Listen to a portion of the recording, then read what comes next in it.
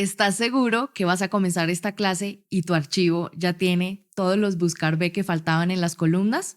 Recuerda que solo la práctica va a hacer que te vuelvas un profesional en este tipo de consultas.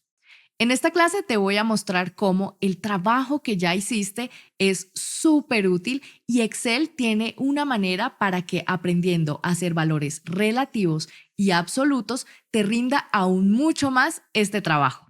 Lo que debiste hacer entonces entre la clase anterior y esta es completar las siguientes fórmulas para que trayendo el order ID del otro archivo encontráramos en este caso, por ejemplo, el impuesto que está en la columna 4, señalando toda la matriz, columna 4, dando falso al final, y así te traería entonces cada una de las siguientes columnas. Sin embargo, quiero que veamos en esta clase una forma más sencilla de hacerlo sin que tengas que escribir esta fórmula en cada uno de los siguientes espacios. ¿Qué tal si tenemos esta fórmula que ya hicimos y la pegamos en la siguiente celda? Te da un error. Revisemos entonces qué es lo que pasa, qué fórmula tenemos y así te vuelves en un experto en revisar la barra de fórmulas y el contenido que tienen. Mi recomendación es que hagas F2 en tu teclado. Eso va a hacer que en la celda, en vez de estar el valor o el error en este caso, te muestre al detalle la fórmula y te señale en colores las celdas que está tomando, que está buscando.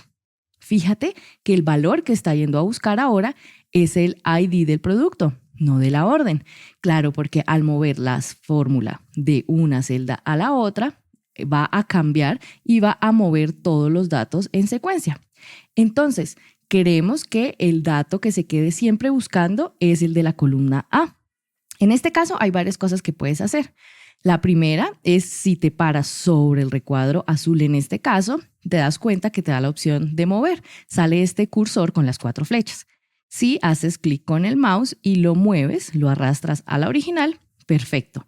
Ya vas a tener que vaya a buscar el A2. Sin embargo, siempre que lo arregles, mira, va a seguir trayendo el flete. ¿Qué nos hace falta entonces? Si el flete en la fórmula anterior estaba en la columna 3, porque acá lo estamos leyendo, falta entonces que le digamos que el impuesto o el tax está en la siguiente columna. ¿Por qué sabemos que está en la siguiente columna? Porque pegamos los títulos en el mismo orden, así que ya lo sabemos seguro. Cambiamos a 4 y efectivamente corregimos que buscara siempre de la columna A y que trajera la 4. Pero entonces ahora imagínate volver a pegar para traer el total cost. Tendríamos que volver F2, volver a mover la primera y cambiar ahora no a la columna 4, sino a la 5. Bueno, ya solucionamos una parte, pero queremos que todavía sea más sencillo y que no tengas que andar actualizando estos datos siempre que los muevas. Entonces aquí te traigo este tip. Lo que tiene Excel es que nos deja fijar esta celda. Es decir, que aunque tú muevas la columna de celda en celda por las columnas distintas, siempre vaya a hacer referencia a este mismo dato. ¿Cómo se logra esto? Vamos entonces a la primera fórmula que hicimos para que desde ahí todo quede ya resuelto. Mira, en esta fórmula, como el nombre de la celda A2 está así solito, quiere decir que si tú mueves esta celda hacia las columnas, te va a cambiar hacia la B, y si la mueves hacia abajo, mira que cambió el número 2 y cambió a 3. Eso nos gusta porque queremos que vaya moviéndose hacia abajo y busque siempre el dato que está abajo, pero no queremos que se mueva de columna. Entonces, Excel nos deja fijar ese dato. Y estos son los famosos signos de peso o signos de valor de moneda que podemos poner en el nombre de la celda. Entonces tú puedes en tu teclado buscar dónde está el signo de pesos o de moneda o simplemente dar F4. Cuando das F4, él le pone este símbolo antes de la columna y antes de la fila. ¿Qué quiere decir que lo pongan las dos? Quiere decir que va a fijar y siempre va a ir a buscar a esa misma celda. Es decir, copiémosla. Si la copio hacia abajo y le doy F2, mira, quedó referenciada, no se mueve ni de la A ni se mueve del 2. Eso no es exactamente lo que queremos. Queremos que se mueva en las filas, o sea, que el número quede liberado, pero que la columna quede fija. Es decir, que el signo pesos, voy a ir a la primera de nuevo, quede fijo solamente en la columna. Que si yo lo pego hacia abajo, el número me cambie, pero que si lo pego hacia los lados, esa letra no me cambie. Es decir, que la columna sigue siendo la misma. Voy a dejar este fijo aquí, voy a copiarlo hacia abajo en algunos ejemplos para que veas, no cambia el resultado.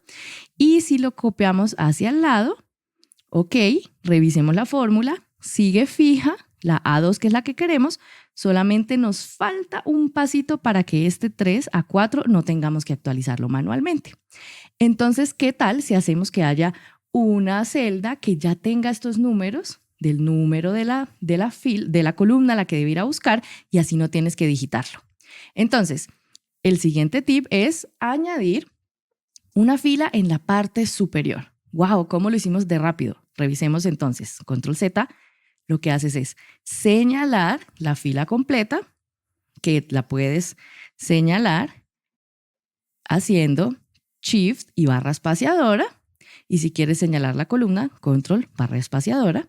En este caso quiero introducir una fila, entonces Shift, barra espaciadora y Control más.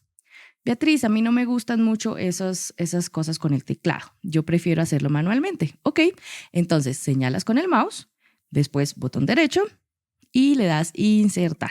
Listo, tenemos el mismo resultado. Entonces, quiero que en la parte superior pongas el número de la columna que debe ir a buscar. En este caso sabemos que es el 3 y que van de manera continua. 5, 6, 7, 8. Perfecto. Así llenamos los espacios de aquí arriba de manera consecutiva. Y lo que vamos a hacer es que en la fórmula, primero, fijamos que la columna siempre sea la A, ya lo tenemos listo, y ahora nos falta decirle que este número de acá no lo vamos a digitar, sino que queremos que tome el valor que esté en esta celda de arriba. Perfecto. Le das Enter, el resultado es el mismo. Copiamos, ahora sí, súper tranquilos. Genial, mira. Te dice que el A3 sigue fijo, sigue viniendo a buscar este mismo valor y aquí arriba, fíjate que ya sombrea de otro color que está trayendo el valor que está en esta celda de arriba, que es 4, es justamente lo que queríamos. Listo, ahora la pegamos en el siguiente y así sigue, fijo, el A3 funciona muy bien y ahora trae el número 5 que es el que está en esta de arriba. Súper. ¿Será que eso quiere decir que ya podemos copiar con tranquilidad la fórmula hacia los lados? Parece que sí. Y ahora la podemos copiar hacia abajo. Hagamos un intento rápido. ¡Wow! Tenemos este error. F2, ya sabes cómo revisarlo. Justo. Sí está funcionando que quede fijo aquí la columna. Uy, pero no nos está funcionando que quede fijo esta fila. Falta, mira, no queremos siempre tener que subir esto manualmente. Eso quiere decir que nos falta en la fórmula original fijar en la celda superior de donde está trayendo el número de la columna. Entonces vamos a ir aquí, como ya sabes cómo fijar, entonces ¿qué crees? Que le debo poner el signo pesos antes de la E, que me va a fijar la columna, o antes del 1, que me va a fijar la fila. Yo creo que lo que tenemos que fijar entonces es la fila, para que siempre se permanezca haciendo referencia al 1 y vaya saltando de columna en columna a medida que lo pegamos. Entonces, signo pesos antes del 1 para que fije la fila.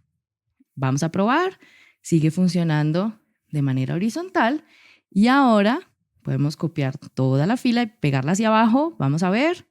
Genial. Ahora sí está funcionando y nos trae los datos. Fijando entonces, revisemos con F2, ya está fija aquí una fila y fija aquí una columna.